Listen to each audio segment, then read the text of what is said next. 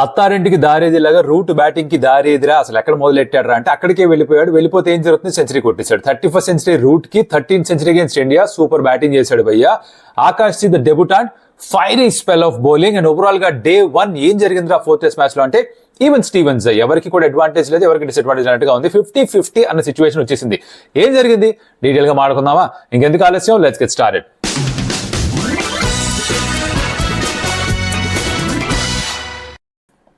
Hi, welcome to some tales. నా పేరు కౌశిక్. ఇప్పటిదాకా కనుక మీరు ఛానల్ కి సబ్స్క్రైబ్ చేసుకోకపోతే ఎంత పని చేశారు బాస్ అసలు మీరు. ఫస్ట్ ఆ సబ్స్క్రైబ్ బటన్ కొట్టిపెట్టండి, మీరు కొట్టేయండి, ఎక్కువ టైం పట్టదు, మంచి కాంటెంట్ వస్తుంది ఇక్కడ. అది నా పూచి, నా హామీ, నేను ఇస్తున్న హామీ, రైట్? సో Day 4 లో ఏం జరిగింది? టాస్, అక్కడే మొదలెడదాం. ఆ టాస్ కాదురా, దానికంటే ముందా ఫస్ట్ టాస్ ఏం జరిగిందంటే ఇంగ్లాండ్ గెలిచారు. ఇండియా గెలిస్తే బాగుండు, దేవుడా దేవుడా దేవుడా దేవుడా అందరూ అనుకుంటారు. ఎందుకంటే ఇక్కడ ఏంట్రా అంటే ఫస్ట్ బ్యాటింగ్ చేసిన వాళ్ళు చాలా పెద్ద స్కోర్ కొడతారు, దాని తర్వాత మ్యాచ్ గెలవడం కానీ డ్రా కానీ జరిగిపోతుంటుంది. జరిగిన ఇంట్రెస్ట్ మ్యాచ్లు అది దిస్ ఇస్ వాట్ హ్యాపెన్ అనమాట. సో టాస్ గెలిస్తే బాగుండు అనుకున్నాం, జరగలేదు. బెన్ స్టోక్స్ గెలిచాడు, ఫస్ట్ బ్యాటింగ్ చేస్తామన్నాడు. మీ టీంలో ఏంటర్ చేంజ్లు అంటే నిన్న ప్రివ్యూలో చెప్పుకున్నట్టుగా వాడు చేంజ్లు చెప్పేశారు. బషీర్ ఒకడు ఆడుతున్నాడు, రాబిన్సన్ ఆడుతున్నాడు చెప్పేశారు. ఇండియా పరిస్థితి ఏంటంటే ఆకాశ్ డెబ్యూ చేస్తున్నాడు బుమ్రా ప్లేస్ లో, మిగతా అంతా యాస్టీస్ గా సెట్. ఇది మ్యాచ్ స్టార్ట్ అయిందా. మనం ఏమనుకున్నాం, యూజువల్ గా పిచ్ చూసిన తర్వాత అందరూ అన్నది కూడా ఏంటంటే అంటే ఏంద్రా బాబు ఇంత పగుళ్ళు ఉన్నాయి ఏంది అసలు, దాంట్లో ఇలా వేలు పెడితే లోపలికి వెళ్ళిపోలా ఉంది కదా అసలు అన్న టైప్ లో ఫీల్ అయ్యారు. కాస్త మాయిశ్చర్ ఉండింది, ఇనిషియల్ గా కొంచెం హెల్ప్ అవుతుంది బౌలర్స్ కి అని అనుకున్నాం, కానీ ఇంత హెల్ప్ అవుతుంది అనుకోలేదు. బికాజ్ ఆకాష్ దీప్ ఏ విధంగా అయితే ఫస్ట్ పిల్ వేశాడు, అబ్బాబాబాబాబాబా నేను ఎక్స్పెక్ట్ చేయలేదు భయ్యా.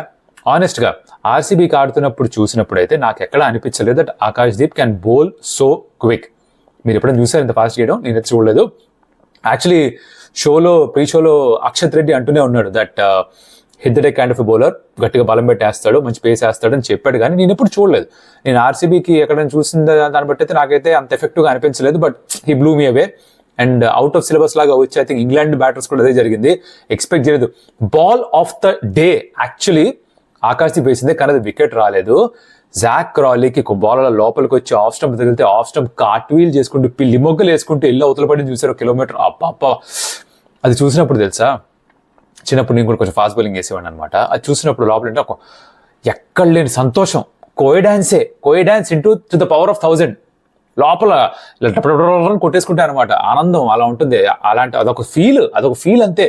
మీరు ఫాస్ట్ బౌలింగ్ చేస్తే ఏ లెవెల్లో ఆడినా, స్కూలు, టెన్నిస్ బాల్, గలీలో ఆడినా, కొంచెం ప్రొఫెషనల్గా లీగ్ ఆడినా, అండర్ 19, అండర్ 16 స్టేట్గా ఆడినా, ఎక్కడ ఆడినా సరే ఆ వికెట్ ఎప్పుడైతే అలా దొల్లుకుంటూ వెళ్తుందో ఫీల్ వేరే. సెలబ్రేట్ చేసాడు మనోడు. తర్వాత వెనకాల నుంచి నో బాల్ అని సౌండ్ వచ్చింది, మొత్తం పుస్ అయిపోయింది. ఆ నో బాల్ అని విన్న తర్వాత నేనేమనుకున్నా అంటే అమ్మ దేవుడా ఎంత పని జరిగిపోయిందిరా ఆకాశ్ దీప్కి. యూజువల్గా ఇలా ఎప్పుడన్నా సరే ఇలా నో బాల్లో వికెట్ వస్తే ఏమవుతుంది, మనకి బుమ్రా వేసిన ఛాంపియన్స్ ట్రోఫీ 2017 నో బాల్ గుర్తొస్తుంది. మొత్తం అంతా మ్యాచ్ షుగర్ ఫ్రీ, సగం ఆగిపోవడం అదే జరుగుతూ ఉంటుంది. నాకు పర్సనల్గా ఏమవుతుంది ఆకాశ్ అనుకున్నానంటే ఇన్నింగ్స్ అంతా వికెట్ రాదు, పాపం చాలా డిసప్పాయింట్ అవుతాడు అనుకున్నాను. కానీ the way he came back, అక్కడి నుంచి మళ్ళీ తను లిఫ్ట్ చేసుకొని బౌలింగ్ చేయడం, it's not easy boss. Have to say hats off to him. Duckett నౌట్ చేశాడు, it's very good ball, right? దాని తర్వాత పోప్ నౌట్ చేశాడు, కొంచెం బయటకు స్టెప్ అవుదాం అనుకున్నాడు, ఇన్కమింగ్ డెలివరీ, ఈ బాల్ పడి జుప్పు లోపలికి వస్తుంది. న్యూ బాల్ తో was extremely effective. 7 overs spell phenomenal గా వేశాడు. తర్వాత మళ్ళీ ఎక్కడ పోగొట్టుకున్నాడు అక్కడే సంపాదించాడు. క్రాలీని మళ్ళీ అలానే అవుట్ చేశాడు. క్రాలీ బేస్ గా ఆ బ్యాట్ కి ప్యాడ్కి, కాశ్మీర్కి కన్యాకుమారికి ఉన్నంత గ్యాప్ దొరకలా. బాడీకి దూరంగా అలా పుష్ చేసి ఆడుతుంటే ఎంత పెద్ద గ్యాప్ ఉంది. గ్యాప్ నుంచి బాల్ నీట్ గా అలా దారి చూసుకుని లోపలికి వెళ్ళిపోయింది. Top off stump, bales flying all over.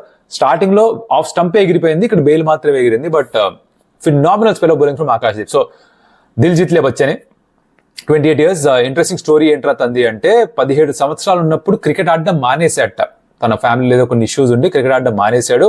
3 సంవత్సరాల పాటు ఆడలేదు. దాని తర్వాత వాళ్ళ మరి బాబాయో మామయ్యో తెలియదు, మొత్తానికి అంకుల్, ఈజీ ఇంగ్లీష్ చెప్పడం, ఆయన తీసుకెళ్లిపోయాడు దాంతో పాటు దుర్గాపూర్ అని వెస్ట్ బెంగాల్. అక్కడ తీసుకెళ్లి లేదు నువ్వు మళ్ళీ క్రికెట్ ఆడి తీరాలని చెప్పి తను ఎంకరేజ్ చేసి క్రికెట్ ఆడిస్తే అక్కడి నుంచి మళ్ళీ అంచెలంచెలుగా ఎదుక్కుంటూ బెంగాల్కి ఆడి తర్వాత ఇప్పుడు ఆబ్వియస్లీ కాలక్రమేణా మధ్యలో ఆర్సీబీకి వచ్చి కాలక్రమేణా ఇండియాకి వచ్చి డెబ్యూ చేశాడు. So great story, phenomenal story.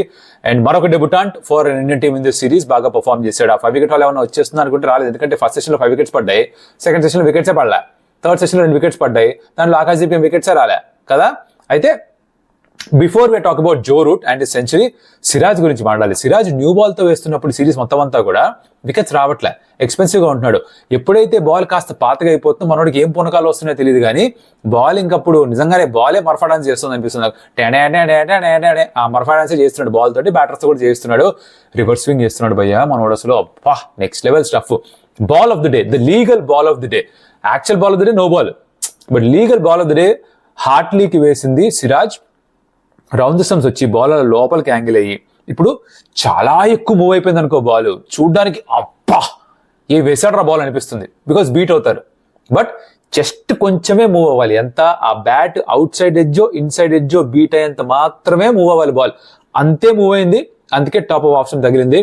Hartley పాపం ఏం చేయలేకపోయాడు, అవుట్ అయిన తర్వాత అనుకుంటే వెళ్ళిపోయాడు. అంతకుమించి ఏం చేయగలడు, అంత మంచి బాల్ పడిన తర్వాత ఎవడేం చేయలేడు. సిరాజ్కి మటుకు అసలు ఆ వికెట్ మామూలు సాటిస్ఫాక్షన్ ఇచ్చి ఉండదు, బికాజ్ బ్రిలియంట్ డెలివరీ భయ్యా, brilliant delivery. Hats off to Siraj also. దాని ముందర ఫోక్స్ ని కూడా అవుట్ చేశాడు. ఫోక్స్ కి ఈ రూట్ కి మధ్య ఒక 130 రన్ పార్ట్నర్షిప్ కూడా చూసాం. Let's just come to now Joe Root, because overall గా మనకు తెలుసు డేలో ఏం జరిగిందంటే వాళ్ళు 300 పైగా రన్స్ కొట్టారు, 7 వికెట్లు కోల్పోయారు. ఫస్ట్ సెషన్ లో 5 పడ్డాయి, లాస్ట్ సెషన్ 2 పడ్డాయి, మధ్యలో వికెట్స్ ఏమి పడలేదు. ఒక 130 రన్ పార్ట్నర్షిప్, బెస్ట్ బాగానే ఆడాడు 38, క్రాలీకి 42 పరుగులు వచ్చాయి. రూట్ మొత్తానికి 100 కొట్టాడు. So Root is the highlight of the day. Root ఏం చేశాడు అంటే 31st సెంచరీ స్కోర్ చేశాడు. ఇండియాకి అగేన్స్ట్ గా 13వ సెంచరీ అంట. ఈ భయ్యాకి ఇండియా అంటే చాలా ఇష్టం. ఇంత ముందర కూడా ఎప్పుడు ఇండియాకి టూర్ చేసినా కూడా బోల్డ్ రన్స్ కొట్టాడు, కుప్పలు తప్పటి రన్స్ కొడతాడు.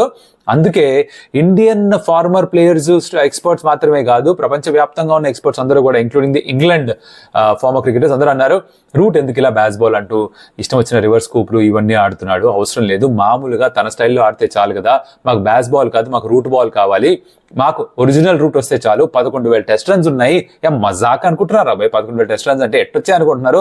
మనోడికి ఆడగలడు, అనవసరంగా ఈ బ్యాస్ బాల్ గీజ్ బాల్ జాంతానే అని చెప్పి వదిలేస్తే బాగుంటుంది అన్నారు. అదే చేశాడు. బికాస్ మొత్తం కలిపి రోజులో 3-4 స్వీప్స్ ఆడుంటాడు, స్వీప్ అండ్ రివర్స్ స్వీప్ కలిపి. ఆ రివర్స్ స్కూప్ అయితే తీసిపారు దొబ్బాడు, అది ఆడలేదు. తర్వాత ఎంత dedication, commitment, patience and mental strength చూపించాడంటే సిడ్నీలో ఒకసారి సచిన్ కూడా డబుల్ సెంచరీ కొట్టాడు, గుర్తుందా? డబుల్ సెంచరీ అయ్యేంత వరకు కూడా కవర్ డ్రైవ్ వాడలేదు, ఎందుకంటే ఆ సిరీస్ లో కవర్ డ్రైవ్ వాడుతూ అవుట్ అయిపోతున్నాడే, నేను ఆడరాబాయ్ చల్ మా కిరికి నైకి వెళ్తూ కవర్ డ్రైవ్ అన్నాడు, ఫిక్స్ అయిపోయారు సచిన్.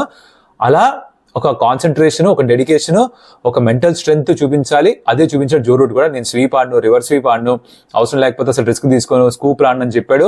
అలానే ఆడాడు, సెంచరీ స్కోర్ చేశాడు. కామ్ గా, కంపోజ్డ్ గా ఉన్నాడు. సెంచరీ కొట్టిన పెద్దగా సెలబ్రేట్ కూడా చేయలేదు. I think more of relief for him, because lean face నుంచి బయటకు వచ్చాడు కదా. బట్ దీన్ని చిన్నపిల్లలు నేర్చుకోవాల్సింది ఏంట్రా అంటే, యంగ్ క్రికెటర్స్ నేర్చుకోవాల్సింది ఏంట్రా అంటే, there are 2 ways of coming out of a bat form. ఒకటేంటి, hit your way out of bat form అంటారు. అంటే ఇష్టం వచ్చినట్టు షార్ట్స్ ఆడితే టపటపట షాట్లు ఆడితే 4 షాట్లు ఆడితే 2 తగులుతాయి, 2 బౌండరీలు రాగానే కాన్ఫిడెన్స్ పెరుగుతుంది, సడన్ గా రన్స్ వస్తే, సింగిల్ షూట్ వస్తే ఫీల్డర్స్ వెనక్కి వెళ్ళిపోతారు. ఇదొక పద్ధతి. ఇంకో పద్ధతి ఏంటి, క్రీస్ ని ఆక్యుపై చేయాలి, అక్కడ టెంట్ హౌస్ వేసేసుకోవాలి, అక్కడ పాతుకుపోవాలి, కాళ్ళకి ఫెవికాల్ వేసేసుకోవాలి, నేను ఇక్కడి నుంచి కదలను, మేకలు కొట్టుకొని ఉంచుంటా, ఎట్ట తీస్తాను నేను కూడా చూస్తా, నన్ను చంపితే గానీ నన్ను ఇక్కడి నుంచి పంపించలేవు అన్న టైప్ లో ఒక భీష్మ ప్రతిజ్ఞ చేసుకొని కనుక బ్యాటింగ్ చేస్తే ఆటోమేటిక్ గా రన్స్ వస్తాయి. చిన్నప్పుడు కోచెస్ చెప్పేది ఎప్పుడు పిల్లలకి ఇదే, మీరు క్రీజ్ దగ్గర ఉండండి, రన్స్ ఆటోమేటిక్ గా వస్తాయని. టుక్కు డిఫెన్స్ ఆడితే కాదు. దాని అర్థం ఏంటంటే occupy the crease as much as possible, ఎన్ని బాల్స్ ఆడగలితే అంత మంచిది, అవుట్ అవ్వకుండా ఉంటే రన్స్ వస్తాయని రూట్ అదే చేశాడు. He just went back to his basics. ఇప్పుడు ప్రపంచమంతా తిరగచ్చు, బట్ మీకు సుకూన్ అంటే మీకు శాంతినిచ్చేది, మీకు అమ్మయ్యా ఎంత బాగుందని పీస్ ఇచ్చే ప్లేస్ ఒకటి ఉంటుంది. జో రూట్ కి అది ఆ బ్యాటింగ్ క్రీజ్. ఆ బ్యాటింగ్ క్రీజ్ లో తను అలా ఆడుకుంటూ, తన కళ్ళ కింద బాల్ని ఆడుతూ, కవర్ డ్రైవ్స్ కొడుతూ, లేట్ కట్స్ కొడుతూ, స్క్వేర్ కట్స్ కొడుతూ, ఫ్లిక్స్ ఆడుతూ ఆక్యుపై చేస్తే క్రీజ్ ని తనకి ఎక్కడ లేని సంతోషం వస్తుంది అనిపిస్తుంది, ఎక్కడ లేని కామ్నెస్ ఫీల్ అవుతాడు, ఎక్కడ లేని ఒక తను ఏమంటే ఒక సంతృప్తి ఫీల్ అవుతాడు. అది ఇన్నింగ్స్ లో కనిపించింది. వాళ్ళ తను సెలబ్రేట్ చేసుకున్నాడు, కానీ బెన్ స్టోక్స్ భలే సెలబ్రేట్ చేసుకున్నాడు, బేస్టో బాగా సెలబ్రేట్ చేసుకున్నాడు. So it is all about the team celebrating Root's achievement. And like I said, I think AB de Villiers, Michael Vaughan వీళ్ళందరూ కూడా ట్వీట్ చేశారు సెయింగ్ దట్ ఇది మాకు కావాల్సింది, దీని గురించే చెప్తూ వచ్చాం, రూట్ ఇలా ఆడితే చాలన్నాం, బ్యాస్ బాల్ మిగతా వాళ్ళు ఆడొచ్చు అని, which I think now make sense right. ఇంత బాగా ఆడినప్పుడు సరే డే 1 ఇలా అయిపోయింది. మధ్యలో బేస్టో ఒక చిన్న క్యామియో ఆడాడు, బాగానే ఆడాడు. క్రాలీ దొరికిన అదృష్టాన్ని పూర్తిగా ఉపయోగించుకోలేకపోయాడు, 42 తను అవుట్ అయిపోయాడు. Duckett of course like I said Akash bowling లో అవుట్ అయ్యాడు. పోప్ కి ఆ హైదరాబాద్ లో 196 తప్ప, ఆ డబుల్ సెంచరీ మిస్ చేసుకోవడం తప్ప దాని తర్వాత రన్స్ ఏమీ రావట్లేదు. బుమ్రా లేకపోవడం బహుశా రూట్ కి కలిసి వచ్చిందని చాలా మంది అనుకుంటున్నారు, but Root was very good today, solid performance నుంచి. అశ్విన్ కో వికెట్ దొరికింది బేస్టోది. Kuldeep was under bowled. 5 bowlers ఉన్నప్పుడు ఆబ్వియస్లీ మీరు కాస్త అండర్ బౌల్డ్ చేస్తారు, ఒక బౌలర్ని ఎవరో జరుగుతూ ఉంటుంది. బట్ సిరీస్లో ఫస్ట్ టైం జరిగింది ఏంటంటే 4:30కే డే అయిపోయింది, 90 ఓవర్లు వేశారు. ఎందుకు తెలుసా? దానికి మేజర్ క్రెడిట్ ఇవ్వాల్సింది. ఈ పాయింట్ నచ్చితే భయ్యా కరెక్ట్ చెప్పావు భయ్యా అని చెప్తే ఒక లైక్ పడేయండి, ఒక కమెంట్ కొట్టండి, నాకు అర్థమవుతుంది నేను చెప్పింది మీకు సింక్ అయిందని. అదేంటంటే రవీంద్ర జడేజా 25 ఓవర్లు వేసాడు. జడేజా భయ్యా రిథంలో ఉండి టెస్ట్ మ్యాచ్లో టకటక ఓవర్లు వేస్తుంటే ఏమవుతుందంటే ఓవరు మన రీల్ ఇన్స్టాగ్రామ్ రీల్లో 90 సెకండ్ల కంటే లోపల అయిపోయేట్టుగా టక్కన అయిపోతుంది అనమాట. 25 ఓవర్లు నాకు తెలిసి 50 నిమిషాలు వేస్తుంటాడు. అందుకే 4:30 కల్లా 90 ఓవర్లు అయిపోయాయి. మనోడికి ఫుల్ క్రెడిట్ ఇవ్వాలి, తండ్రి దండం పెట్టాలి. బల్ వేసాడు, చక్క వేసాడు, బాల్ బల్ టర్న్ అయింది, కొన్నిసార్లు వికెట్స్ అనుకున్నని రాలేదు. కానీ రివ్యూలు 3 మటుకు కృష్ణార్పణం స్వాహా అయిపోయాయి, టర్నింగ్ ట్రాక్ ఇవన్నీ ఉన్నాయి కాబట్టి.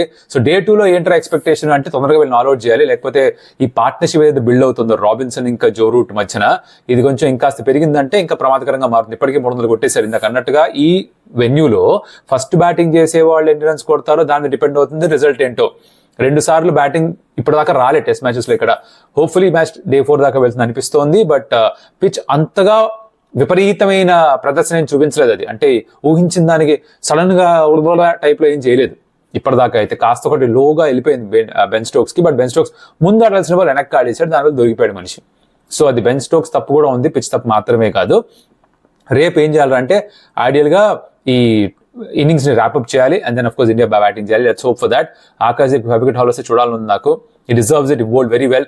న్యూ బాల్ రేపు పొద్దున్న తీసుకోవాలి, తీసుకుంటే ఐ థింక్ వికెట్స్ వస్తాయని అనిపిస్తుంది నాకు. సో అంతే మా సంగతులు, పెద్దగా ఇంకేం లేవు డీటెయిల్ గా మాట్లాడుకోవడానికి. రేపు మళ్ళీ రివ్యూలో మళ్ళీ కలుద్దాం. అండ్ ఇప్పటిదాకా కనుక మీరు చూసుంటే కనుక great. First thing oh like, ఓ షేరు, ఓ కమెంట్. ఇవాళ డేలో ఏ పర్ఫార్మెన్స్ బాగా నచ్చింది మీకు. అలాగే ఛానల్కి సబ్స్క్రైబ్ చేసుకుంటే స్టంప్ టెల్స్కి మన 26,000+ ఫ్యామిలీ ఏదైతే ఉందో ఇంకాస్త పెద్దగా అవుతుంది. మాకు ఇంకా మోటివేషన్ పెరుగుతుంది to do better videos and more videos and regular videos. మీరు ఆ పని చేసి పెట్టండి. రేపు మళ్ళీ కలుస్తే అప్పటిదాకా కౌశిక్ సెలవు. బాయ్.